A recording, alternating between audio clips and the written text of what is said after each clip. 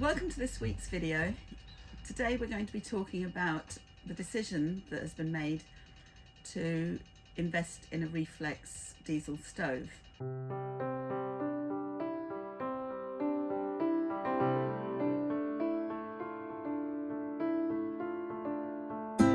we're going to cover a few points, but firstly the reason for doing it. When I did the research before I even bought the boat, I read lots of articles from people like the Fit Out Pontoon. They still have lots of very useful articles online, and one of them was about stoves, and I thought, oh, I wonder if diesel is the way to go. But this boat had a traditional stove, and that was fine, and it looks very nice. Looking very nice this morning, glowing away. But the reason it's come back again is this is kind of future-proofing the life on the boat, because there's a lot of effort involved with coal. Sometimes it's not too bad. When we were on the Grand Union, the fuel boat would pull up alongside and deliver coal directly into the well deck, which is where I store it. So there was very little moving involved. Mm-hmm. But the last time we bought some, we had to carry it 100 kilos of coal to the car, and then when we got here to the pub, we had to carry them across the car park, down onto the jetty, then in, and then I wrestle them under the bench to keep them out of sight. So there is all of that, and the kindling, and the other issue then is dealing with the waste. It generates ash, and you can't normally put ash into bins along the canal. They don't like it. The CRT don't like it. Mm-hmm. And that's because if you just take the ash out of the fire and then throw it into a bin, it's quite likely still glowing red if the stove is burning. I use a metal ash bucket, and I don't normally throw ash out unless it's been in there for at least 24 hours. Even after 12 or 15 hours, if you rake it around, you can sometimes still see glowing embers in there. That's a surprise. It surprised me, yes. It happened the other day, and I touched the bucket. It was during the cold spell, and I could feel the bucket was warm. Wow.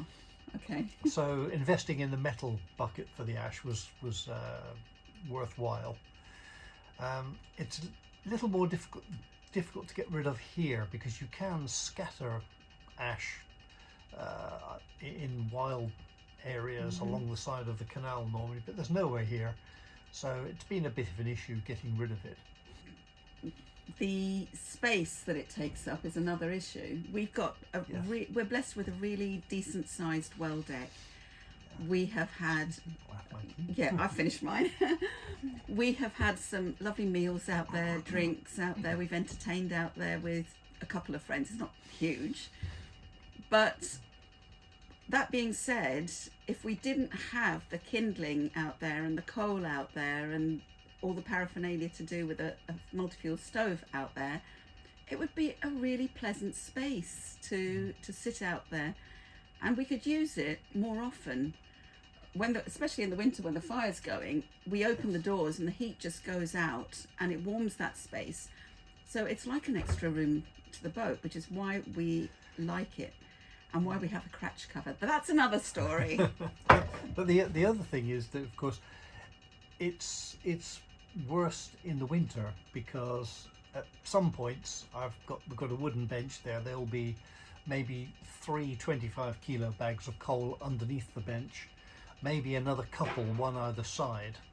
Then there's the ash bucket, and when you're constantly refilling the coal scuttle, the bags always seem to have holes in these days, and so there's always coal dust leaking out onto the well deck. And if you're a bit clumsy, and even if you're not clumsy, but the ash gets everywhere when you're trying to put it into the ash bucket. I always close the door to the cabin before I empty the tray into the bucket, because it doesn't matter how carefully you do it, the air is full of dust in the well deck. So it makes it a less pleasant place to sit, even if it's warm because of the stove. Yeah, and some very clever person, when Peter had the boat repainted, suggested a cream floor out there. I wonder who that could be. So we've actually got a cream floor outside. It is really nice for when you're stepping into the boat at night. It does reflect light, so that's why we did it. But boy, does it show up the dust, the coal dust, and any specks of dirt and all the rest of it. So not having that coal dust issue, I think, would make that make it easier to keep clean, basically, wouldn't it? Yes. Yes. So, and if we're not storing coal under that wooden bench, then there's other things can go under there, because there's a big grey bucket box, I suppose, on the well deck, full of cleaning, mops and cloths and all that sort of thing, and that could go out of the way as well, and that would leave just the one essential item, which is Flan's litter box. and we can't do without that, I'm afraid. How efficient is the fire that you've got? Because this winter you've had some issues with coal, the right type of coal to get the temperature and things like that. Yes, it should be better now, but I know in the past I've had some. As you travel around the country, you get coal from marinas and particularly fuel boats. I always try to use those, and you do get different types of coal, and I've had some stuff that was really quite sulphurous, just the once. I was really glad to get rid of that. You could almost taste it in the air. Oh, not nice. Now, of course, since I think it was the September before last, new regulations came in about smokeless coal and proper dried logs for multi-fuel stoves. So we get the smokeless stuff, but even so, the stuff I'm using at the moment is working really well. The stuff I had before, when we had the cold spell, seemed to generate an awful lot of ash, and I kept having to clear out the whole grate properly, which is a nuisance because I didn't want to put the fire down because it was still cold. It was -7 at night, and it was some days it was -2 or 3 all day long. So you want the stove going 24 hours. It is at the moment. In fact, your microphone's probably picking up the clicking sound, which is the heat fan, which is spinning away. I meant to put it down before we started filming. Too late. Of course, the other thing is that I've got useful storage in the steps, inside the steps as we come into the cabin.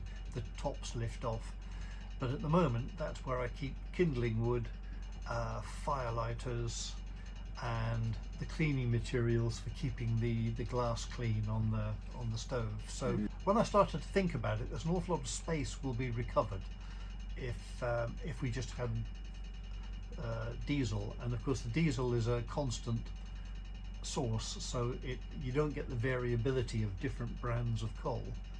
It's all going to burn the same. Yeah. Have you done any calculations about the running costs, or at the moment that isn't really a factor because everything else outweighs it? I did some figures. The trouble is, at the moment, prices are changing so rapidly. Yes, so it's not really worth specifying costs of things. Well, I mean, when I set up the log for 2023, I used a spreadsheet to do that. I copied last year's spreadsheet, and I noticed that in the beginning of January last year, I recorded that I bought some coal, and it was exactly half the price that it is now. Wow, okay. And of course diesel's got a lot more expensive as well. It's coming down a bit now. Yeah, dust is a big issue because Peter plays a bandonion, which is the name of the boat, but it's a very nice instrument, and his one is from the 1920s, beautiful instrument. And he keeps it covered up because of the dust that just is in the air. You can't avoid it. It's important to keep it dust free because otherwise it clogs the airways and it will damage the surface, which is, I think, is it a type of cardboard or paper, the bellows? The bellows are in it is a type of paper. It's a very heavy paper. I was a bit worried when I first got it, but you can stretch it out quite a bit. But dust on it, it's like dust on anything. If you have dust on a newspaper and you go to wipe it away, it leaves marks and it damages the paper. Well, yes, and the more you poke about trying to keep it clean, the more likely you are to damage something. Yeah, so trying to eliminate the dust, I think, is quite an important thing for that investment of the Bandonian. Let's take the cover off. And there's Peter's Bandonian in all its glory. Yeah. So with the paper insides. When he opens it, there. Yes, you see that's where it all goes. That's where all the dust ends up. And despite my efforts, it's got dust in it now. So it all gathers in the crevices here. And that's an original bellows, So we really think that it would be nice to have it dust free. There we go.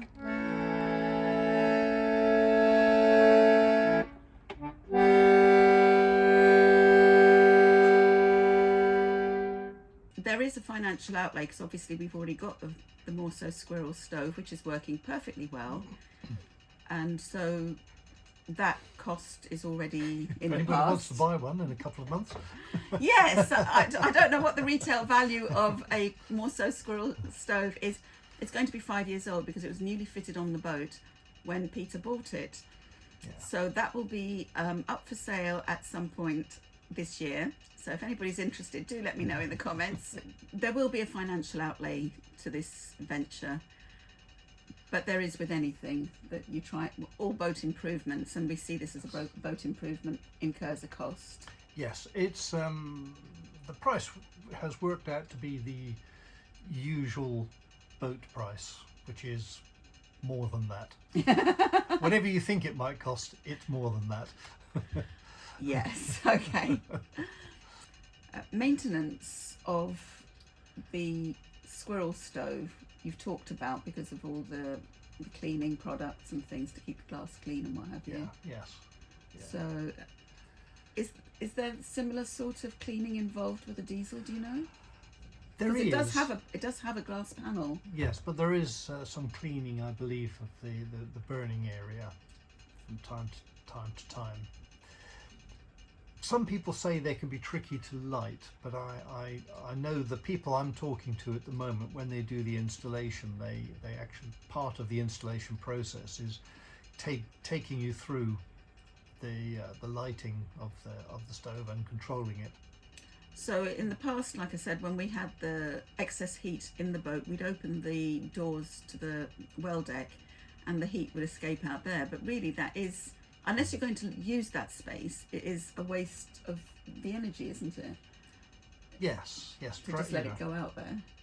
Yes, and my energy as well, lugging the sacks in, and yes, could regularly, you get things like, I think, I'm just going to pop out for a bit. Well, I'll just check that the stove is going to be all right while I'm out. Yeah, I need a bit of coal in there. So I look in the coal scuttle and it's empty. So then I have to go up to the well deck and drag a sack of part used coal out from under the bench and heave it up. And you've got to lift it up and upend it. Yeah. And fill up the coal scuttle and then take it back inside. And you don't have to do any of that. As I say, it's future proofing. It just makes life a little less physical. Yeah, and you would not believe the amount of times that I've been meeting Peter somewhere and he's rushed in saying, I'm really sorry I'm late, I got distracted, I checked the fire and then I had to fill it up. And it's a good excuse really for being late, but there we go. I'll think of a new one. I'm sure you will. Yeah, so it is, but it's a check that you do just before you're leaving the boat. So unless you allow time for it, it does eat into that time. And that brings me to the amount of time it would save having a diesel stove, because all of what you've just talked about takes time. Yes, I mean, this morning the stove looks great because yesterday I cleaned the glass using the baby wipes that I keep for that purpose, and and the fire's burning nicely, and you can see it really clearly through the glass, and that looks really nice. But other days, you know, if it's smoking a bit, then the glass gets very dark and you can't see through clearly. And in the middle of the winter, it's tricky trying to clean the glass because it really needs to be cool. Well, it needs to be cool, otherwise you burn your fingers. But it cleans easier when it's cooler, so you have to open the door for a bit, and then I put a piece of card or something across the entrance so that you don't get smoke coming out into the room. It happens anyway, but so then I have to open the side hatches to let the smoke out. Currently we're in Reading. The company which will be doing the work is in Long Eaton, which is up Northampton, isn't it? Nottingham. Sorry, Nottingham. Further than Northampton, yes. Further than Northampton. So Peter has just done a mammoth journey from Huddersfield down onto the Kennet and Avon so that we can actually do the cruising along the Kennet and Avon. Cruising hasn't begun yet because the locks are still closed here in Reading, and Woolhampton Bridge is the other monitoring point, and Newbury Lock. yeah, so we can't move. Yes, just the other side of Hungerford there's some work going on which isn't due to finish until the 17th of March, and they normally mean at the end of the day, so basically middle of March or the third week of March is the first time I can go on to place, you know, onto Devizes and Bath and Bristol, which is what we thought about. The company I'm talking to, I've said, well, we're thinking maybe September, so the end of in the autumn anyway. I've got a big sheaf of quotes here, and the reason is we're looking at different options. So we looked at different models of stove. So the maximum heat output of the Morso Squirrel, according to Morso, is 4.5 kilowatts. Now that depends entirely on how you build the fire and what you're burning, but that's the maximum. So I've focused on a particular diesel stove which is 4.2 kilowatts, and I think that's going to be fine. It's a slightly different way of heating. The multi-fuel stoves are simple radiant heat, so the stove is made of iron, it gets hot and it radiates the heat. The diesel stoves draw in air at the bottom and heat it, and it comes out of a vent at the top. So you get I'm told you get a drier heat, so the humidity inside the boat will go down. For some people that's a major plus because they have problems with condensation. I don't really have that, partially because I've got double glazing, and that I used to get condensation, and putting double glazed windows in just cured it overnight. But the other thing that I've considered is, even with the Morso stove, you can put a container in the top of the fire area, which is a back boiler. So you put water in there, and then you can then feed it out with a pump to an external radiator, or indeed through to your hot water tank. But I've thought about doing that because where we're sitting, the dinette, when it's cold outside particularly, and the stove is working hard to keep the boat warm, it can feel cold underneath the table, simply because air doesn't move around there so much. So I thought about putting a tiny radiator down there at ankle level. But I can also do that with a diesel stove. So this is a long way around to get back to the price. There's quite a difference in the price if you buy one with the coils in place to do external heating. And in fact, I've got three levels of quote. One is for the 4.2 kilowatt stove just as it comes. The second is with the coil in place, and you can run it with the coil there, but not without putting water in it, and it doesn't affect the efficiency of the overall stove.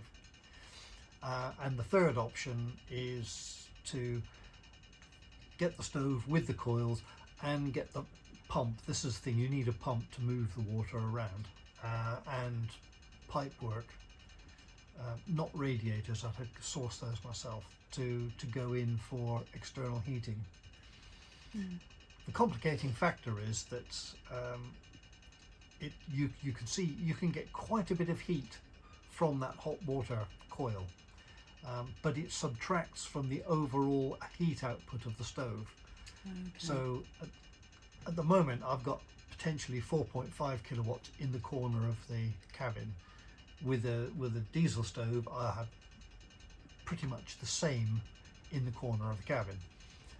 If I have radiators, then I'll have warm spots in different places, but at the expense of the total heat down in the corner.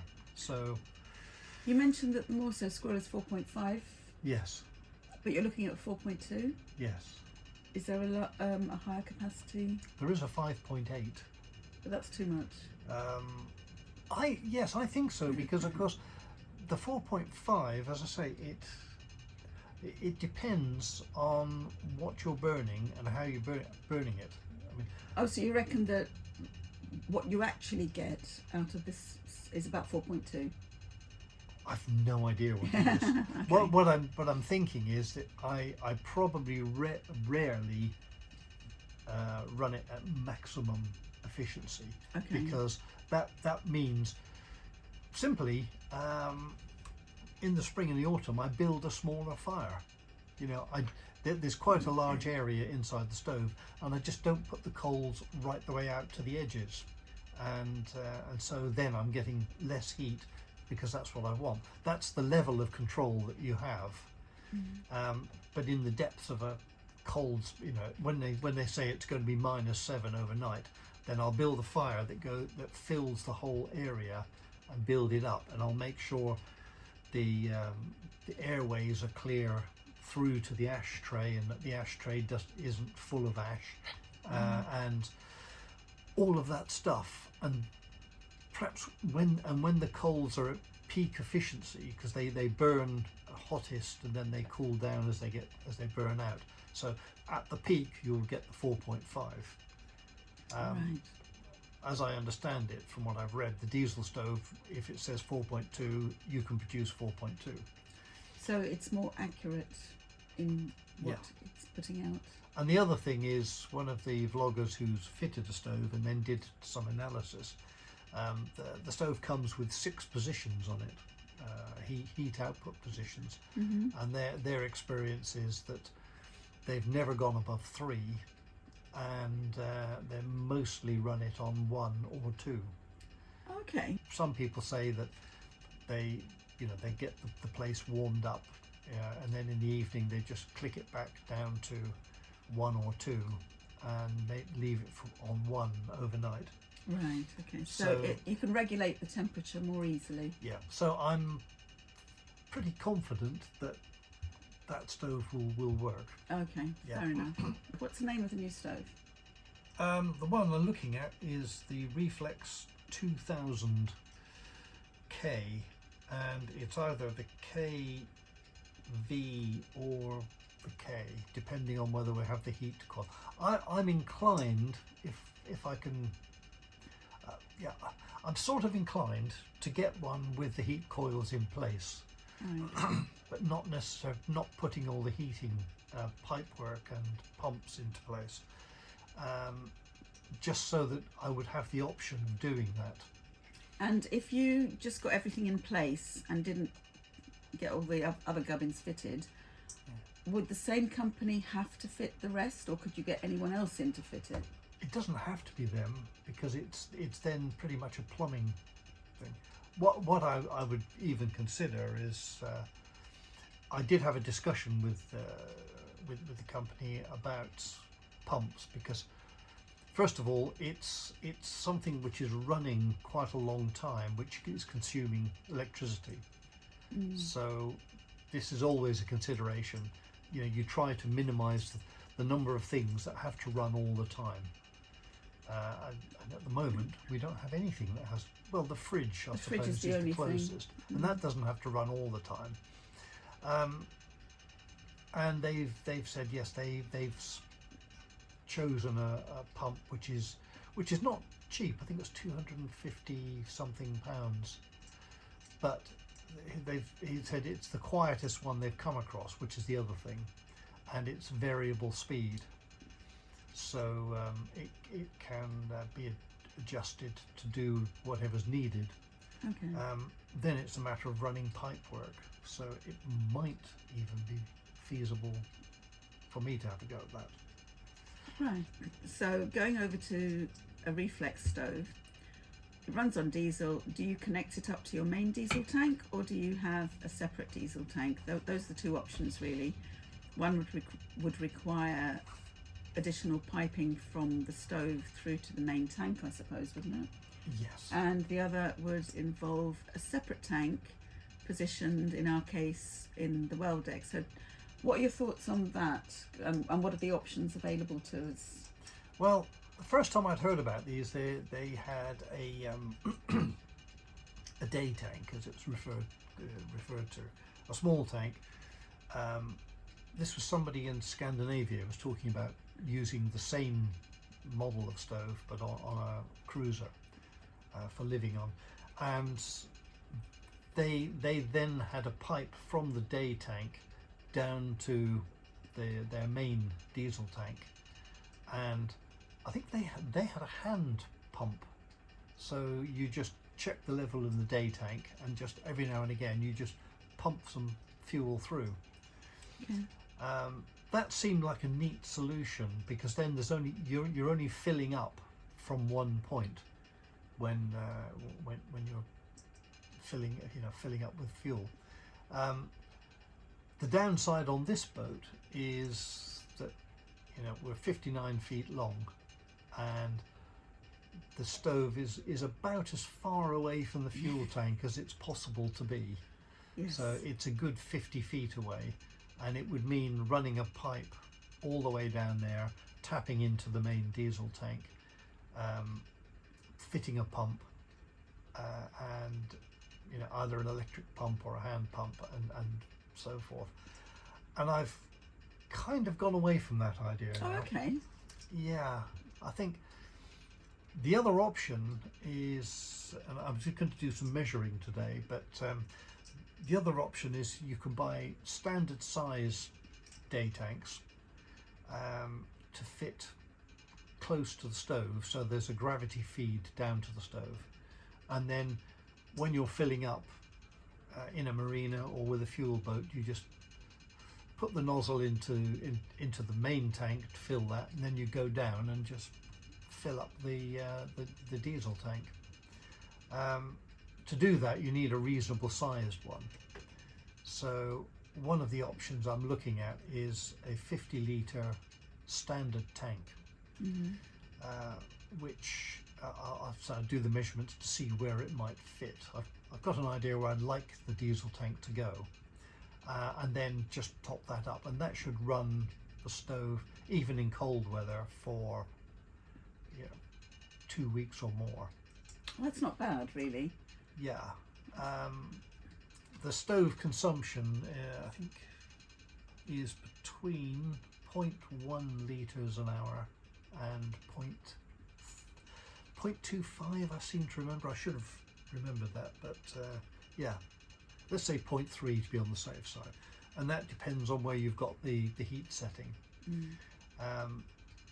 But I also, because of where we are and the fact that I can't get to a marina at the moment, and the fuel boat can't get to me for various reasons, I invested in a 20 litre fuel can, so consuming it at around 0.1 to 0.2 litres an hour, even a 20 litre fuel can will last a long time. So if there's a 50 litre tank and a spare tank as well, that should cover everything. if the standard tank doesn't fit very comfortably, there is also the option of having a custom tank made to fit whatever the space you've got. Well, the main reason for getting the coils fitted is because I get really cold legs underneath this dinette. So I've also mentioned the fact that maybe we could look for another heat source that would do that job, because if that's the only reason for going through all that expense, it seems a bit wasteful almost. But we'll go and have a look at what other heating sources there are just for this little space under the dinette, and if it turns out to be an efficient way of heating this space, then that might be the way forward. I think as we're not getting anything done to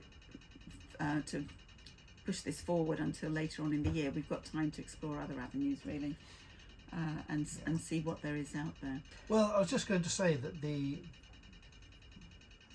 heating coils in the stove we're looking at, the 2000, can generate, I think it's 2.7 kilowatts. So basically, out of the 4.2, 2.7 can go out as hot water to radiators, in which case then we consider putting an extended pipe run in and maybe having a second radiator in the kitchen area. So how many companies in the country actually fit this? I found two, but one does the reflex stoves, the other one does bubble and another one. So there are 3 different makes. Yes. Oh, and there is the other option, which would be cheaper. I could have the option of getting the Morso stove converted to be a diesel burner. Ah. Yeah, so everything else would be the same. I could then still fit a back boiler to the Morso stove and have radiators. The only difference is it wouldn't change the form of heating, so it would still be radiant heat rather than... Yeah, and it wouldn't be controllable, I would have thought, in the same way, would it? No, apparently you get the same controller. Oh, right, okay, yeah. Fair enough. So, but the heat radiates out. I don't know what the efficiency is, so I don't know whether you can still get 4.5 kilowatts out of it. Yeah, but in this instance where we want to reclaim back as much space as possible on the boat for other purposes, I think the reflex is the way to go, isn't it? Its footprint is smaller. It's narrower, so yes, so the corner where it goes will have will be less full. Okay. So we will keep you posted as to the fitting of it later on in the year. Another factor is how to get up to the location. The company that fits it, what's the name of the company? Lockgate Stoves. Lockgate Stoves. They will travel all over the country. However, there is a cost involved, an additional cost to the actual purchase of the stove and the fitting if they have a long way to go. So we are going to be looking to moving closer to them to eliminate some of that cost later towards the end of the year. But we will keep you posted as to what we decide and where we go and the finish, because there are 3 different finishes on this stove. So we'll let you know when we get there as to which one we actually go for. The reason I went back and spoke to Lockgate is because they mentioned that they've done some work with Reflex to get the flue right for narrow boats. The standard flue that I've seen when you look at the stoves for other purposes is longer than would be feasible on a narrow boat.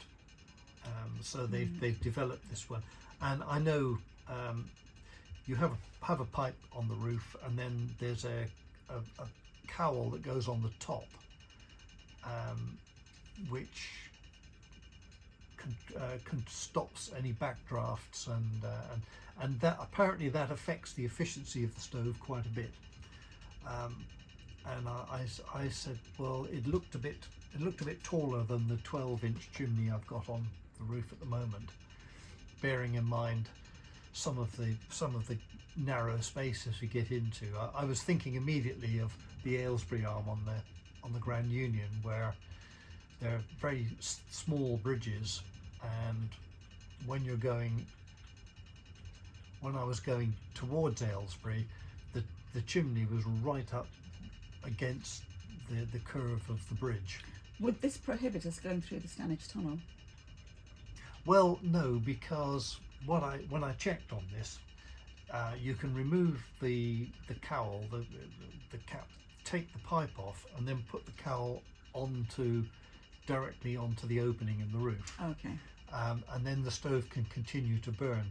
But the interesting thing was, they then said you might want to, if you do that, it affects the efficiency of the airflow. So you may need to turn up the heat control by 1 notch to get an equivalent heating effect in the boat. So that's what attracted me. Is that, okay, well, they've obviously done the work to make sure that the whole system works properly. Okay, that's good to know. Yeah, I'd forgotten all that, but we had a long conversation when I first contacted them. Okay, so that's why it's a reflex stove and not a bubble stove or anything else. I hope you found this video informative and interesting. So I'll finish now by wishing you well. Thank you to my subscribers, as always. If you've liked this video, found it useful, entertaining, please like and share. And until next week's video, where I think I might be talking about route planning. Well, actually, planning for the year, because you may have to rethink the year's plan. Okay. To go up to closer towards Long Eaton is it means going back over familiar territory, but that's not a bad thing. We would go back up the Thames to Oxford. Yes, all right, and up the Oxford Canal. Oh, hello. Up the come on then. Up the Oxford Canal through Braunston, and then on that way through Foxton and onto the River Soar. And I haven't been on the River Soar since my very first narrowboat holiday in about 1981. Okay, so next week we will be talking about our future plans on the Kennet and Avon, and also travelling up to Long Eaton, seeing what's feasible, time frame wise, and the logistics, and we'll go into a bit more detail about that. How many miles, how many locks, how many days, both for the Kennet and Avon and also for our trip up to Long Eaton. Yes. So until next week, and next week's video about boating things. Bye.